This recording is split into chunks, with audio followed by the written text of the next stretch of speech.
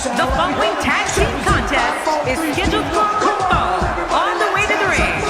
At a combined weight of 515 pounds, Flyboy Ross and Johnny Gold, the Public Enemy. Four of WWE's finest squaring off in what will assuredly be an exciting tag team encounter. A win here would do wonders for this guy's career.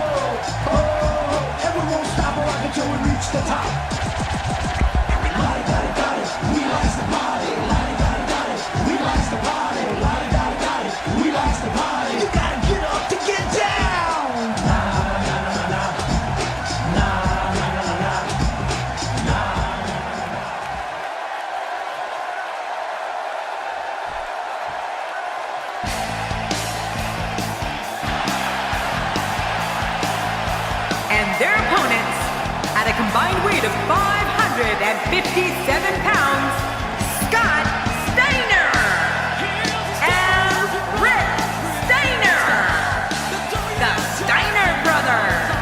And the tag team scene has been on fire of late here at WWE. And I think we're about to see another hot one. Thank you for spending part of your evening with us. We think you're really going to enjoy this upcoming match.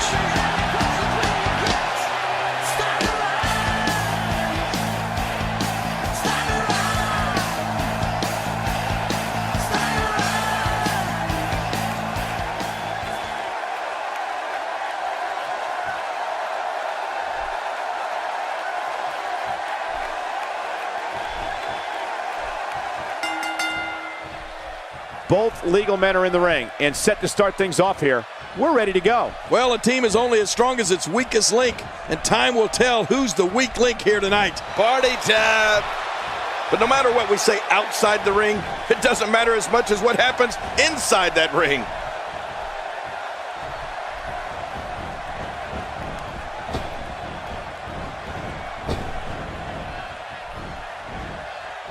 Whoa, take a look at that. We haven't seen that one tonight. I love something new.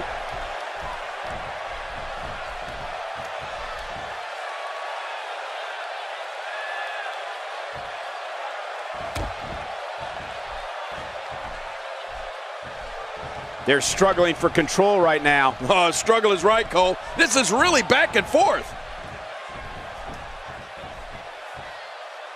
Working for control. Controlling the tempo.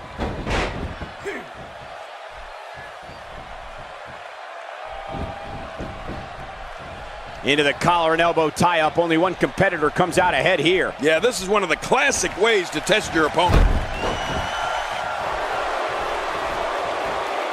This is a wreck. He's moving like an uncaged animal. No lie, he's wild in there. Plenty of fight left. You're right, still near 100%. He's certainly showing us something new from his repertoire. That's cool. I like new stuff.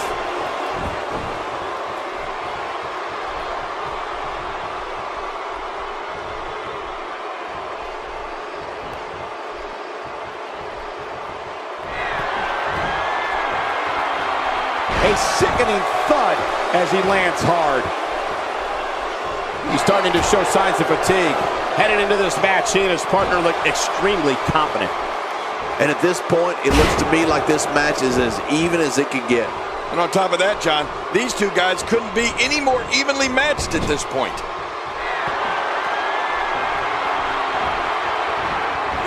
We don't see that move every day.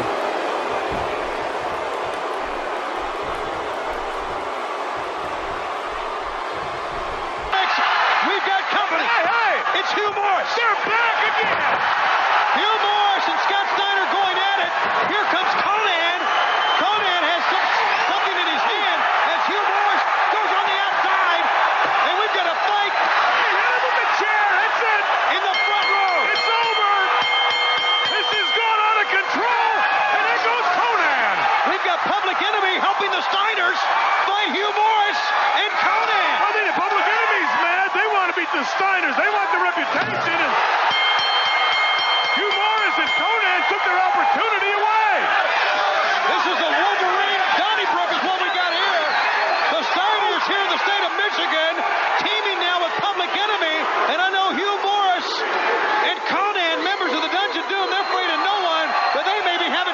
spots here.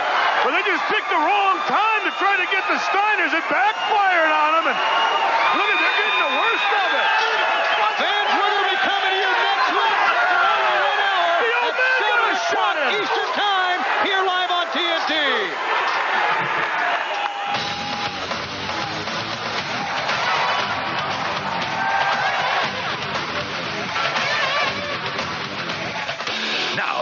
Welcome back, fans, and hour number 2 is off and exploding on your television set. Here you are.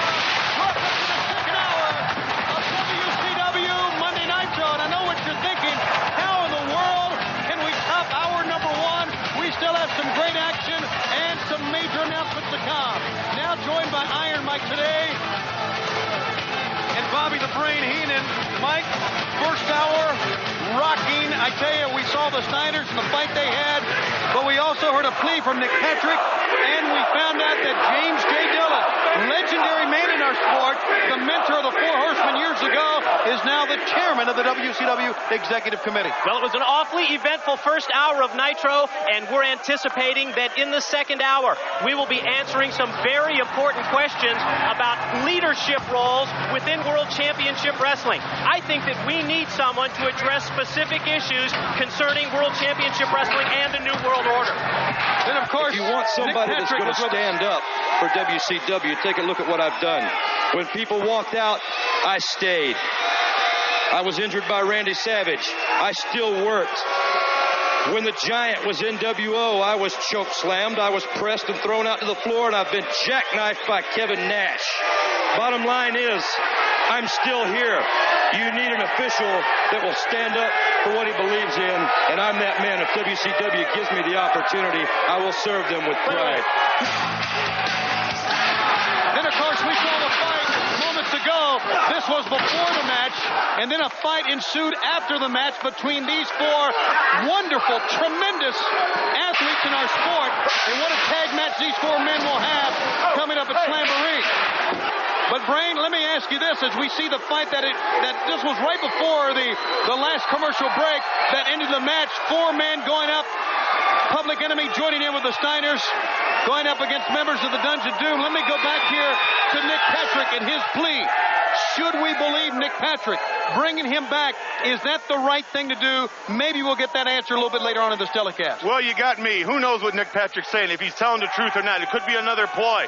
Something's going to happen to Eric Bischoff. Something serious is going to happen to him with TBS people. You really think so? Sure. He's going to be hawking jewelry probably on some shopping network or NWO shirts or something. You know that. All right, Gene Okerlund, let's go to you. Tony, I thank you very much, ladies and gentlemen. Some very exciting news taking place earlier today. We heard about it. It's on the wires, and, of course, everybody buzzing about it in the locker room area here tonight at WCW Monday Nitro. Earlier today, a good friend of mine, a man I've known for some 20 years, one of the most knowledgeable men in professional wrestling. He is the original leader of the Four Horsemen. Earlier today, named chairman of the WCW Executive Committee. My congratulations to you, J.J. Dillon. Well, Gene, thank you very much. It's a real honor for me to stand out here with the Dean of Wrestling Broadcast Journalists, and I've had the utmost respect for you for many, many years. This has been a very busy day for me, Gene. You have got your work cut out for you. There's no question about that. Certainly, Eric Bischoff is something that's going to have to be addressed, as well as all members of the NWO. Well, we want to look into all facets of World Championship Wrestling and really reevaluate all aspects of the company. Gene, I hate to interrupt you here. Hold on a second. Yes, Tony, go ahead. I'm sure JJ was watching, as you were and the fans were, when Nick Patrick came up here and made the plea to come back to WCW. What does he think of that, and what has been going on with Nick Patrick? I'm sorry, yeah. JJ, good point just made by Tony Schiavone. A plea was made earlier tonight by former WCW referee Nick Patrick. I think this guy's got a clean slate. He wants to come back. It's got to be something you're looking at. Well, Nick Patrick did petition for reinstatement. At this point, it is being taken under advisement. All right, I think first and foremost, we got to get around to the NWO. When you get around to the NWO, you got to get around to a man that is very controversial, and that's Eric Bischoff. Gene, as soon as the meeting ended this morning and I was aware of what my responsibilities were, the first thing was to get a group of lawyers and look really in depth at the contract of Eric Bischoff. And I've got some good news and I've got some bad news. The good news is that Eric Bischoff has absolutely no authority. That is good news, J.J. Dillon. This crowd responding. And I think that Dr. Schiller made it crystal clear when he came out here and made the announcement of the suspension that Eric Bischoff has no financial responsibility, no contractual authority with World Championship Wrestling. And even though he's been very visible the last couple of weeks, he still has no authority. All right.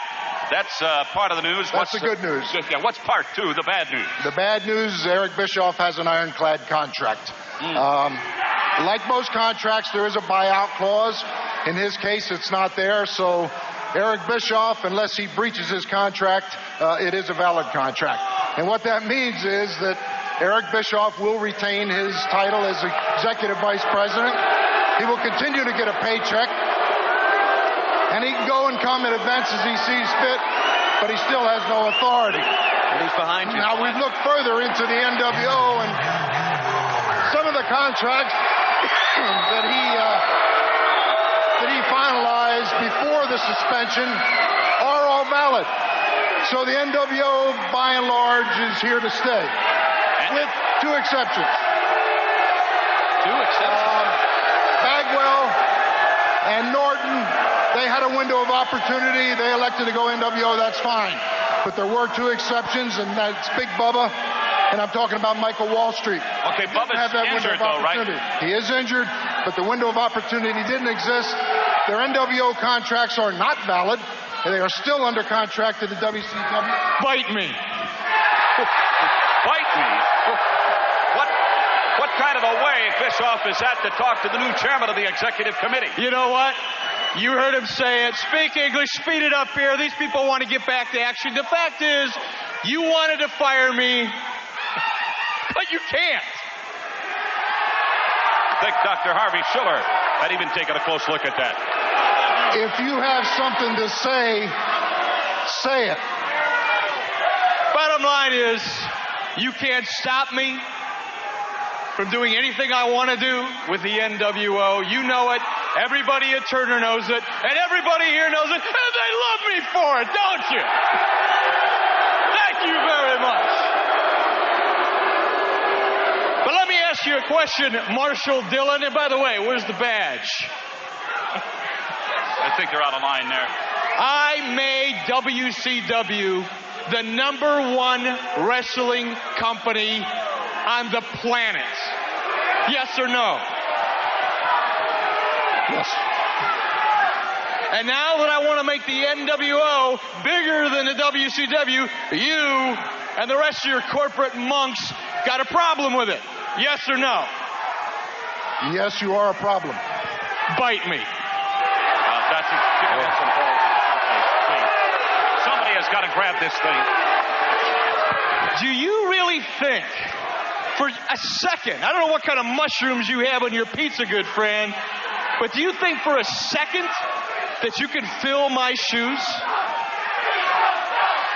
Hold it right there. To start with, I'll be the first one to acknowledge that you are the most powerful and influential person in the world of professional wrestling, and you have been for the last 2 years. It's mind-boggling what you've been able to accomplish. And I know firsthand because the standard of excellence 2 years ago wasn't set here. It was set up in New York, Stamford, Connecticut, to be specific.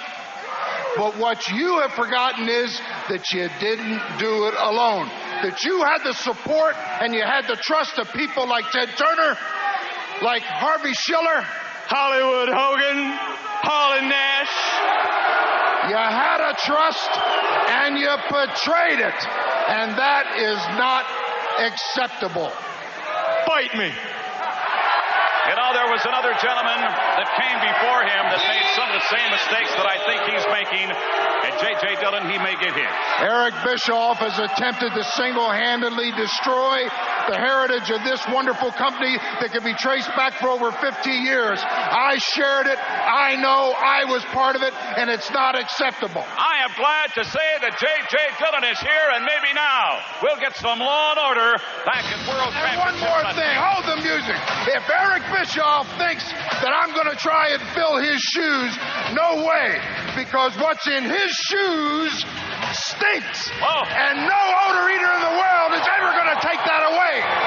And Bischoff will look down. I've got 2 shoes of my own, and I'm man enough to determine what steps they take, and I'll be accountable for those steps, unlike him. Thank you. This interview is over. J.J. Dillon, new WCW Chairman's Executive. I'm glad to see he's here. It's Nitro. We're going to be right back. No nonsense guy.